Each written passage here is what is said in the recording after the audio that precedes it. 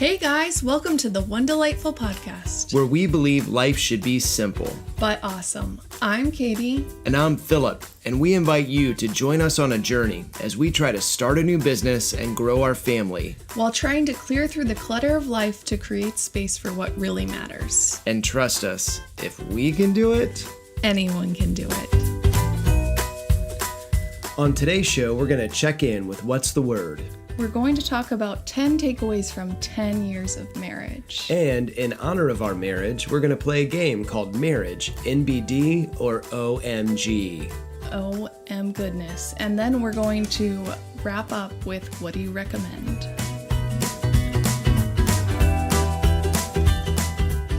Today's podcast is sponsored by One Delightful Shop, which is launching our fall line today. Today? So if you are listening to this around the time that this podcast is airing, we have some awesome new pieces up for you guys. And if you are listening in, say, I don't know, the year 2022, just know that the fall line of One Delightful Shop that launched in fall of 2018 was amazing.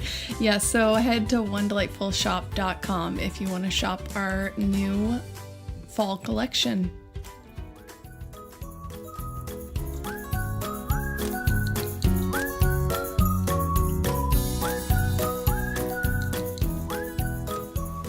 Hey, Philip. Hey, Katie. So tell me this. What's the word this week? My word for this week is camp. Okay, camp. So about 4 years ago in my job with Young Life, we had the crazy idea that it would be good for us to start taking kids with special needs to this awesome summer camp for them that's 13 hours away in Virginia. Sounds ambitious. It was ambitious. So after a plane ride and a van ride, I got to spend the last week with 8 of our friends with special needs at this awesome camp in Virginia. And it was an incredible experience. Very tiring, but incredible. Yeah. So we both have a real heart for people with special needs and just love to get to be around them and serve them. Because I feel like they experience life in a more rich and real way than we do a lot of times. Mm-hmm. And this camp that we take them to is just incredible. We get to take these kids horseback riding. There's a 1/4-mile zip line that they ride down into a lake. There's a big pool, there's water slides, there's awesome food, there's lots of dance parties, and it's an incredible experience that I was really fortunate to get to be on. Awesome. And just to put one little plug in, I would say that if you or your family doesn't have a place where they're regularly trying to serve your community, try to find a church or an organization like Young Life that serves people with special needs and try to give a couple hours a month to invest in that community. And man, I guarantee it'll be an incredible blessing for your family. Yeah, we usually bring our kids to the weekly thing, and it's pretty fun for our kids. Because I feel like Judah has a lot of similar interests, and so it's like he kind of forgets that a lot of these kids, they're older than him, but he also can connect with them on like things like SpongeBob SquarePants. But I feel like it's something where our kids are going to be better having grown up in that environment. Yeah. So Katie, what's your word this week? So because inspired by your trip, my word is survival. Oh, survival. It sounds like a reality TV show. Or Survivor. And then I'd start singing, I'm a survivor. Right? Is that how that song goes? Yeah, I was thinking more Survivor, the band that did Eye of the Tiger. Oh, that's good too. Rising up. Okay. Back on the street. Oh, geez. Okay, so while Philip was gone at camp, I was in survival mode here with the kids.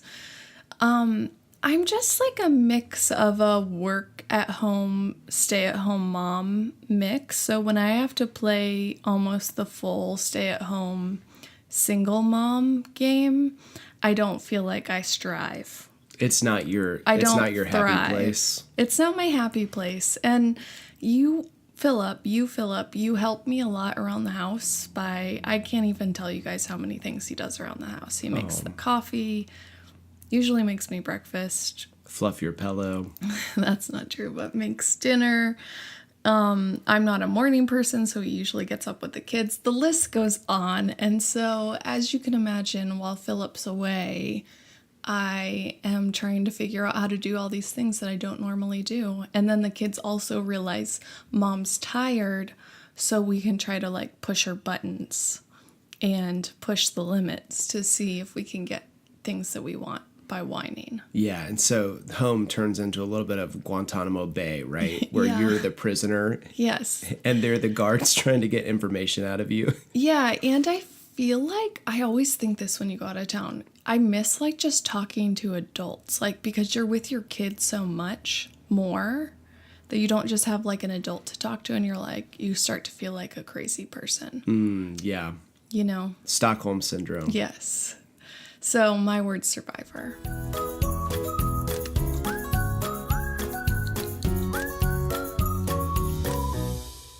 So today we're going to be talking about 10 takeaways that we have from 10 years of marriage, 10 years of marriage. which kind of feels like a long time, but then also feels like a blink of the eye. Yeah, some people would call 10 years a decade. Yeah. I wonder what the wedding gift, the anniversary is for 10 years. It's probably like some sort of silver paper. I always thought it was cool when people like stuck to those, you know, and got creative. But then I feel like 3 years in, we hadn't done it yet. And then it was like, oh, I don't want paper this year. But you know, you could get really like cool creative with it. Yeah, Anyways, we haven't done it yet, so we're probably not going to do it. probably not. Okay, so Let's just keep giving Yeah. each other handshakes. this year we're celebrating 10 years of marriage, which isn't, you know, an eternity. There's lots of people that have been married a really long time. Like a really long time. Like 12 to 15 years. Yeah, but I feel like we're not experts, but we at least have a little bit of mileage under our belts that it'd be fun to kind of reflect on some things that have helped us. Yeah, that sounds great. So we're doing 10 takeaways from 10 years of marriage. Yes. So you ready? I'm so ready. Here's takeaway number 1. Be a student of your spouse. So what we were thinking with that is really learning about who the person you're married is. Not just in like a shallow way of, oh, they like Tamagotchis. They have a size 9 shoe. Although knowing that stuff is important. Yeah, that's good. But one tool specifically with this that's been super helpful for us is a tool called the Enneagram. And we've mentioned it before because honestly, it's one of those things that's so helpful to us in understanding other people that it just comes up a lot. The Enneagram is a personality typing system. So it's not quite like a Myers-Briggs where you just take a test and you're some set of letters, which, you know, that was relatively helpful. We did do that in our marriage counseling I'm the before we same got married. Myers-Briggs as FDR, and I think Mother Teresa. Oh, geez. Maybe Okay. even Martin Luther King Jr. So the Enneagram, it is really one of those things that's super helpful as far as understanding maybe why your spouse is acting the way they are. And for us, I think this past winter when we figured out that Philip's a 5 most likely and I'm a 6, it just helped us, I think, to understand ourselves and understand certain patterns, you know, because I think life is about being able to predict. You know, you want to be able to understand things and predict so you know how to react. And the Enneagram is a great tool for just understanding. And sort of connected to this, I think that takeaway number 2 for us would be that communication is super important. Yes. I think that for both of us, at times we've had difficulty feeling like we should or need to communicate like our needs or our wants or expectations about stuff to each other. And almost inevitably, it doesn't turn out very well because what we've both discovered is that we can't read each other's minds. And there's a lot of times where we have to tell each other, hey, I need you to do this, or I really want this, or my expectation would be this for our marriage to be successful. So one tangible way that we found that helps to communicate with us is gift stuff. So I would say I'm a pretty good gift giver, and it's probably one of my love languages. Sidebar, that's another great like kind of marriage thing to look into, the 5 love languages. We can put a link to that. It's a little bit outdated, right? I mean, I don't know if it's cursive writing for dudes. I don't know if it's outdated, but it's not like a hot topic as much. Yeah, if you're in like hipster psychology. Relationship bookstores. Yeah. You might Somebody not needs see to it there. update that. Yeah. Okay, so, but I really do like gift giving and kind of figuring out what you want. Like, I like to kind of anticipate, what would Philip want that he doesn't even know he wants? And even as we're sitting here right now, what is it? It's August and Yeah. Christmas is in December. And I'm already sweating a little bit thinking about, oh man, another gift giving season is coming. And I am dreading the thought of having to figure out what to give. Yeah, so Philip has a lot of gifts, but guessing what I want as a gift is not his gift. Definitely not. So one way that we found to curb that is making a wish list on Amazon or a Pinterest board of things that I'm hoping for. And I think at one point you just put this as a bookmark on your computer. I still have it as a bookmark on my computer. After a lot of failed birthdays and Christmases, I now just have Katie knows if she wants something, she puts it on a Pinterest board. And while it might take a little bit of the romance out of it, Yeah. it does make sure that she gets something that's like in the ballpark of what she wants for holidays or birthdays. Yeah, and that one year you knocked it out of the park with the 12 days of Christmas gifts. I mean, it took like a year off my life. Right. Sweating the details of how to make that Especially happen. carrying that pellet stove. That's right. So our next one is to learn each other's strengths and lean into them. Yeah, what do you mean by that? So I think we have found that we both have certain strengths and certain weaknesses. And instead of hoping to change or hoping to improve in those like drastically, instead choosing to like celebrate each other's strengths. Yeah. And try to compensate for yeah. each other's weaknesses.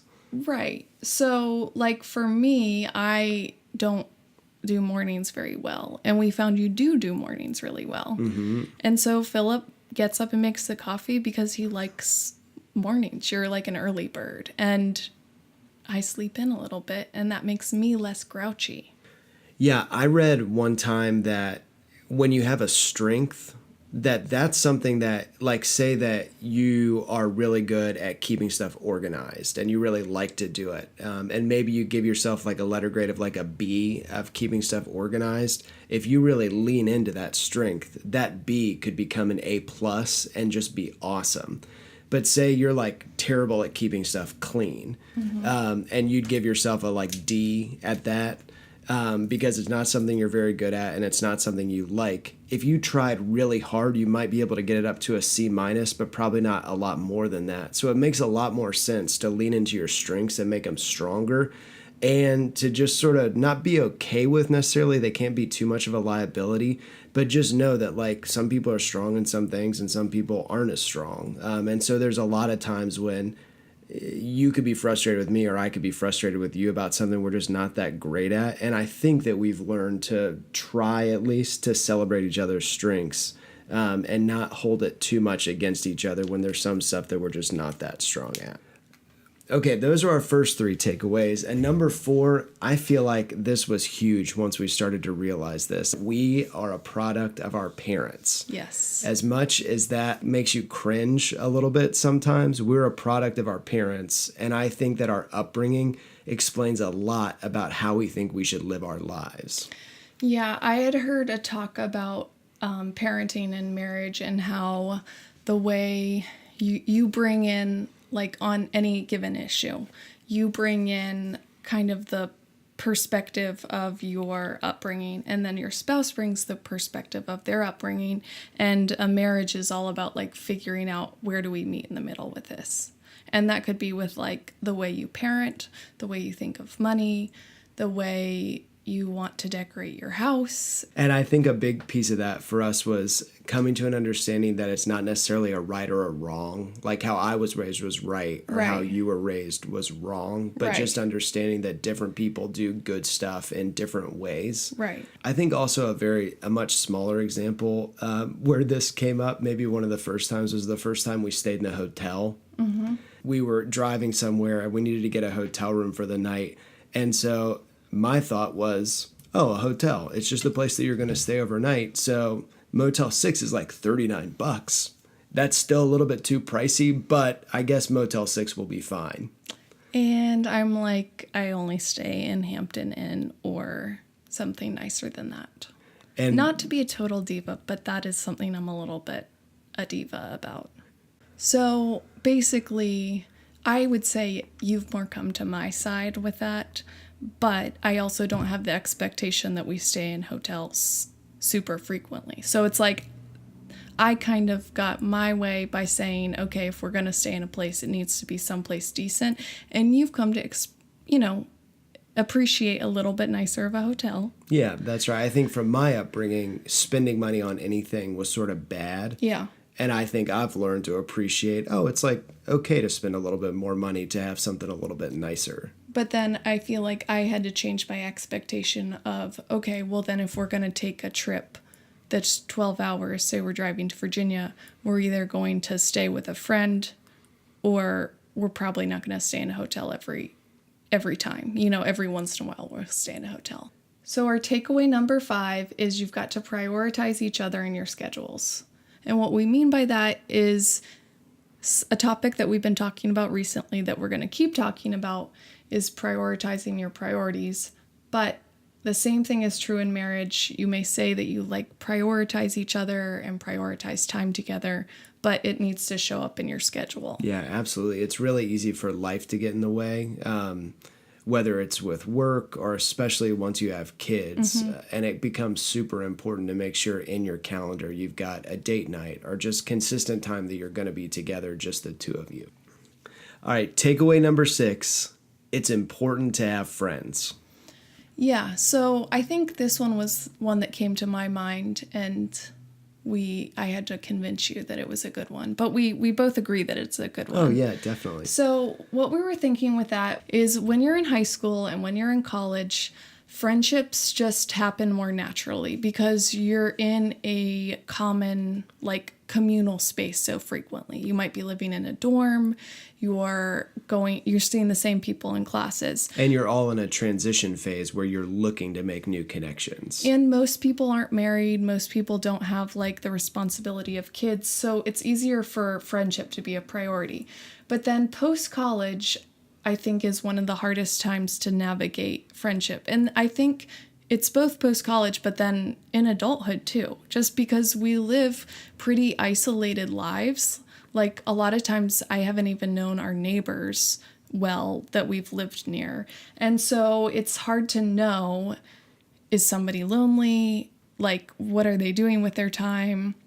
And so building friendships as an adult takes risk, I think. And I think that there's a perception thing too, where you might feel like, oh man, I feel isolated, a little bit alone, like I don't have a ton of friends. But you assume because everyone's pretty good at putting on a public face, like the Instagram version of themselves, that no one else feels the way that you do. But I think that what we've discovered is that most people that are in our age bracket, especially ones that have little kids, are all pretty hungry for real friendships, but sort of feel like they might be the only ones that feel that way. And what we've found is it's super important to take initiative with other people that are around your age, because if you don't take initiative, friendships aren't going to happen. But when you do, you can really find rich relationships. It's just different than in college. You have to make it a priority or it doesn't happen. Yeah, and it makes parenting easier too.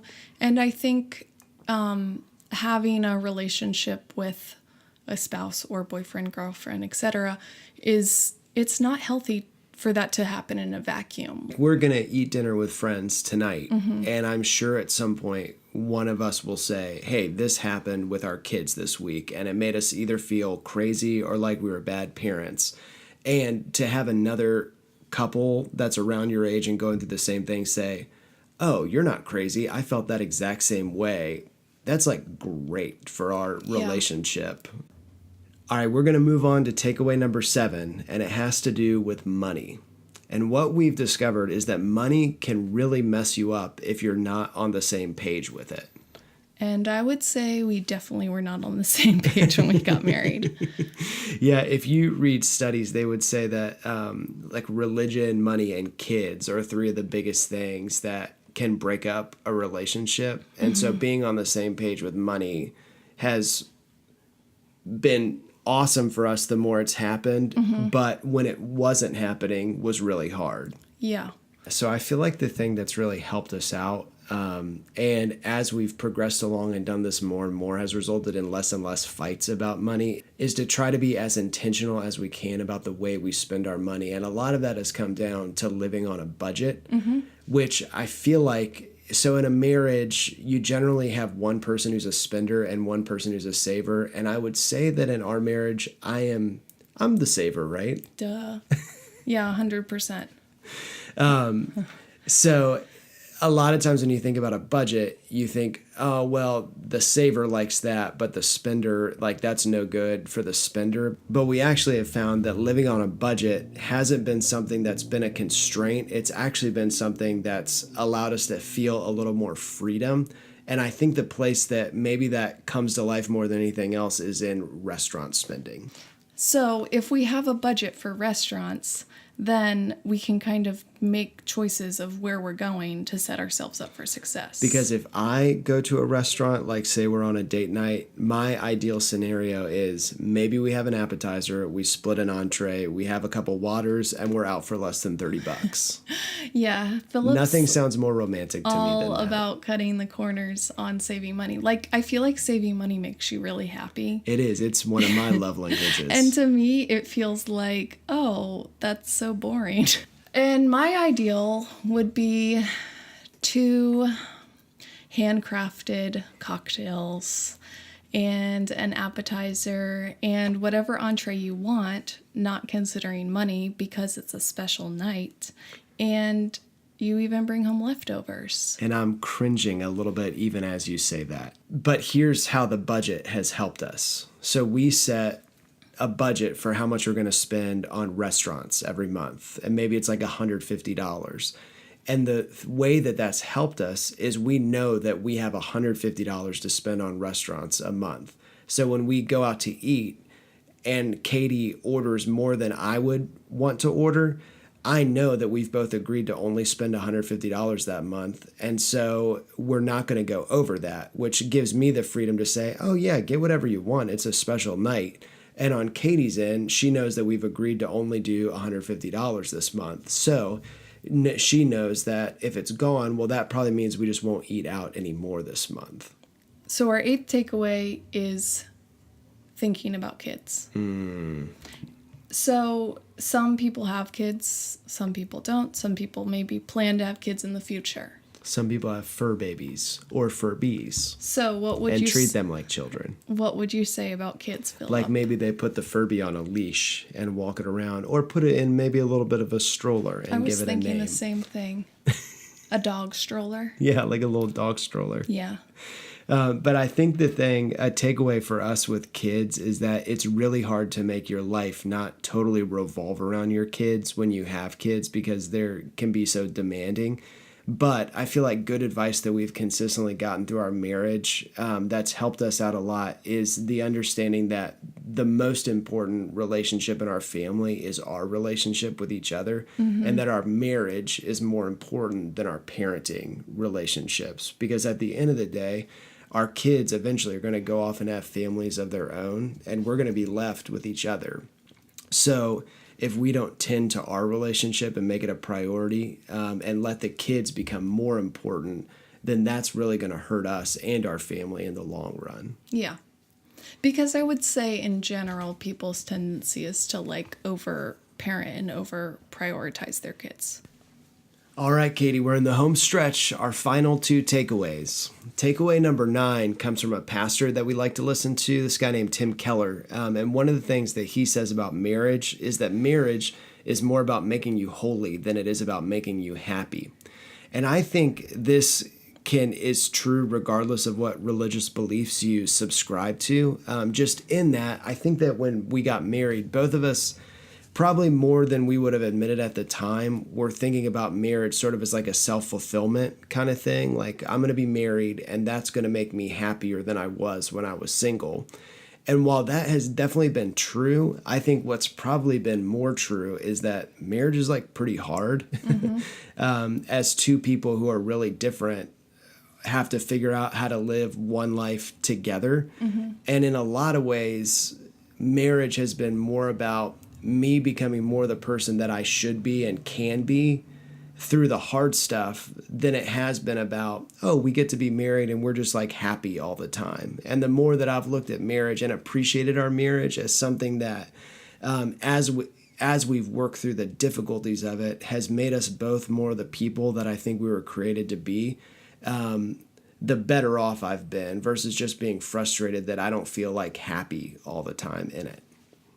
So I think, like you're saying, Philip, if I hypothetically went into this marriage thinking this is going to be like a silver bullet, I feel like sometimes you get like this vision of like, oh, we're going to be running through fields of daisies together.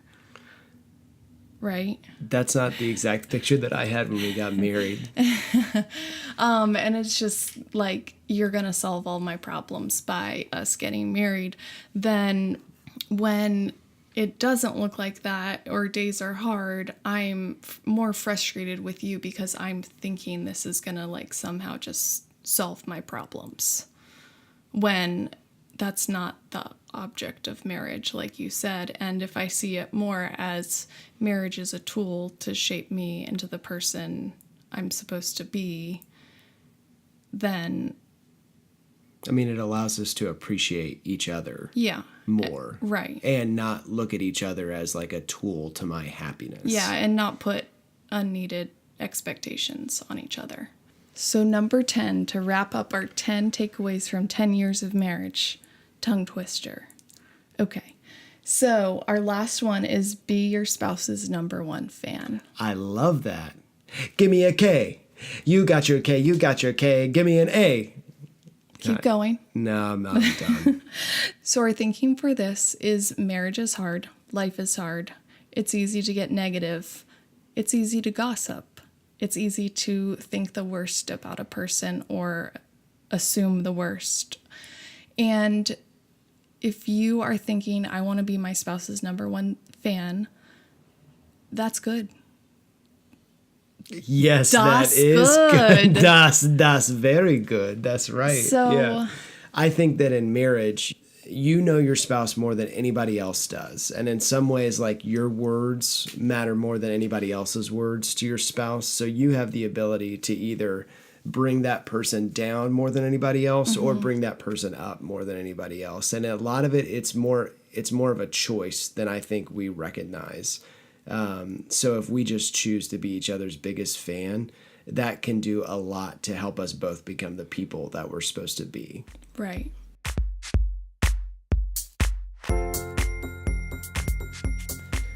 And now we're going to play a game called Marriage NBD or OMG, where we're going to present a situation one might find themselves in a marriage and respond with either NBD, no big deal, or OMG, oh my gosh, this is a huge deal.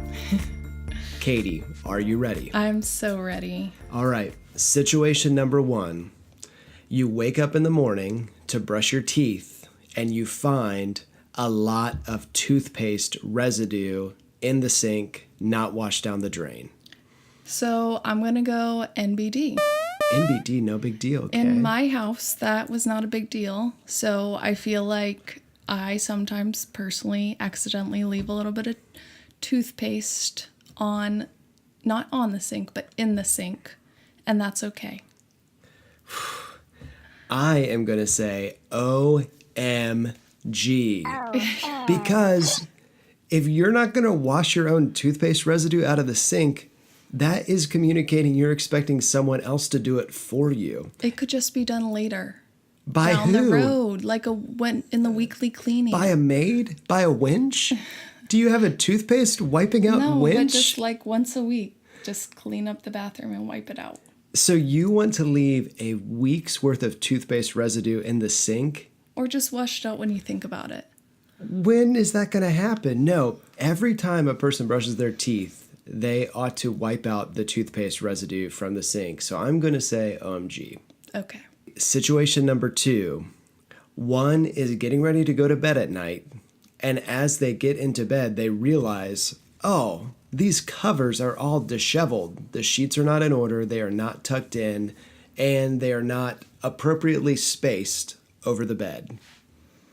I say that is an OMG major. I like my sheets tucked in on the end of the bed, and I want both layers lined up because you don't want like a sheet that's wrinkly and then like a lined up covering. You want your cover and your sheet lined up together. Yes. OMG. See, I've got to go NBD on that one. Part of the thing for me stems from I cannot lay on my back at night with my feet up in the air without them being uncovered. It makes it feel so constraining on my toes that I just can't fall asleep. So it makes me strange. insane. So I have to have untucked sheets so that my feet can be exposed if I sleep on my back. And that leads to the covers getting a little bit disheveled. But it's not a big deal to me. I feel like it's sort of like a creature comfort to have just a big mess of sheets and blankets that you just sort of wrap up in however you can. I find it unnerving. All right. Situation number 3. You purchase a half gallon of ice cream, and a day later you go to get a little ice cream snack and find that there's only a spoonful or less of ice cream left in the container. I say that is OMG. Did we eat some of the ice cream together the day before? Yeah, I mean, I'm assuming the day you bought it, everybody probably ate a little bit. And but there was then- maybe 3/4 of the half gallon left. Wait, so is there a spoonful left at this point though? When I open the freezer, there is a spoonful. There's only one spoonful I left. feel like it's offensive to me that you didn't just finish it and put it away. It is a major OMG. Because it's just a reminder taking up freezer space that you finished the ice cream but didn't really leave a portion of it. You know, I'm ashamed to say this, but I'm going to say OMG as well. Okay. Because You're usually the offender on that though.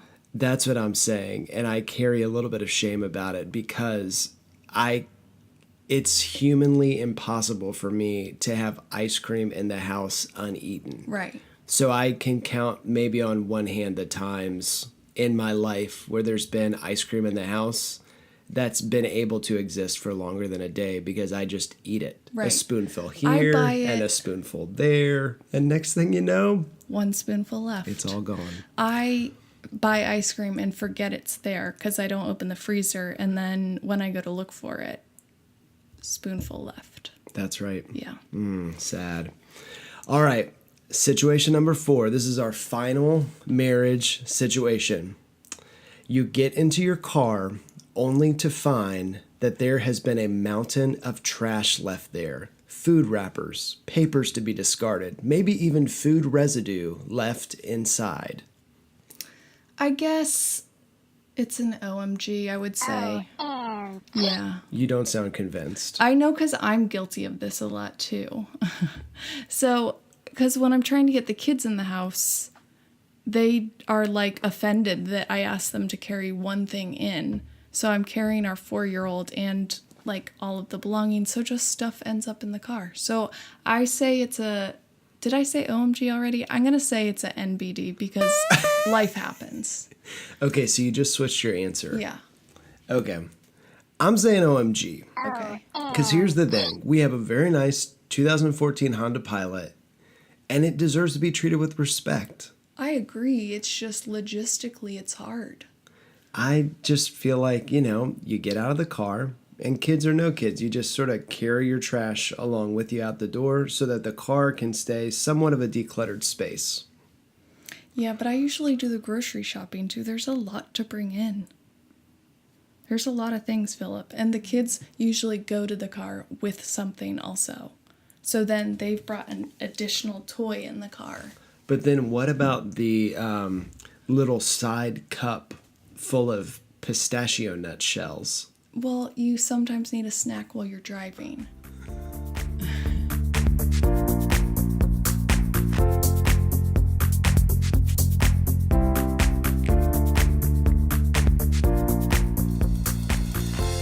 We're going to end today's show with What Do You Recommend, where we make a recommendation of something that we like in the world. So, Katie, what do you recommend?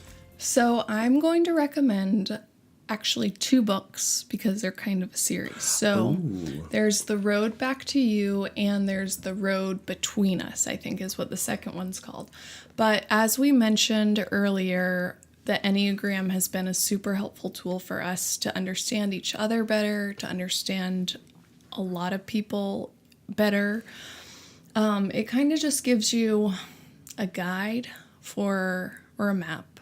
I guess that's why it's called The Road Back to You. Oh, yeah.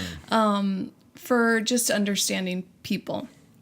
So The Road Back to You is a great just Enneagram primer, I would say. How to familiarize yourself with it and how to figure out which number you are, because there are tests online, but they're not generally super accurate. The recommendation is to read about the types and figure out what you are from there.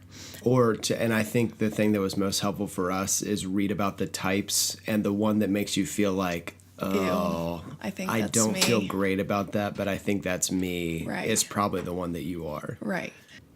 And The Road Between Us, which I also will put a link to in the show notes, is more of a guide to how numbers interact. Because the Enneagram, you'll learn all about it because it's the best. Everybody's a number, basically. But so The Road Back to You, the second one is more relational based. So, Philip, what do you recommend?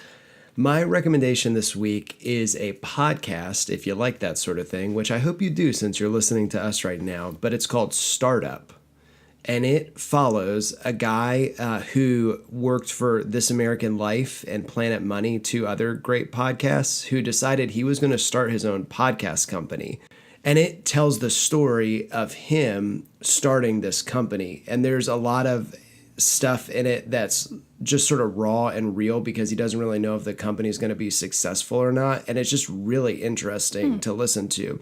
And it actually got turned into a show on ABC starring Zach Braff, the guy from Scrubs. Was this a while ago or recently? I think it was last fall. It was called Alex Inc. And I remember seeing commercials for it. And it's just about this, like, Zach Braff starts a podcast company. And you're like, oh, man, that's sort of a weird thing to start a TV show about.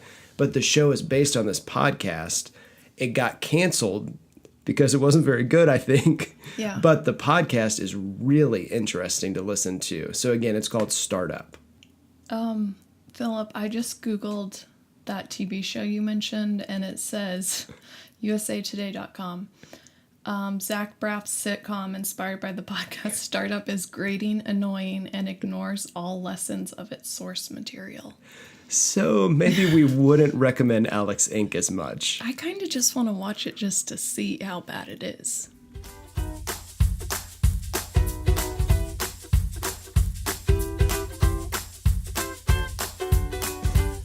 That's going to do it for this week's episode of One Delightful Podcast.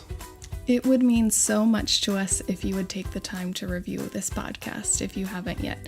I like a lot of podcasts, Philip, and I don't actually review them that often. But if you love this podcast and you just really quick on iTunes want to click 5 stars and maybe even leave some nice words, it's really encouraging to us and it helps people to find the podcast. Yeah, and if you want to find links to anything that we talked about on the podcast today, make sure and check out the show notes, which will take you to the blog post where you'll be able to find everything we talked about. And One Delightful Shop is open with our fall restock. If you want to check that out right now, onedelightfulshop.com.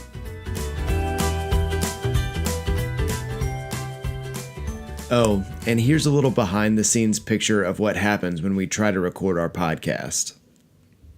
And then The Road Between Us is a follow-up book from that is specifically about Mommy, Carter. remember yesterday I was pushing Allie? Yeah, but why? I thought you didn't want to talk about it. I just didn't want Daddy to be mad about it. Oh, I'm not mad about it.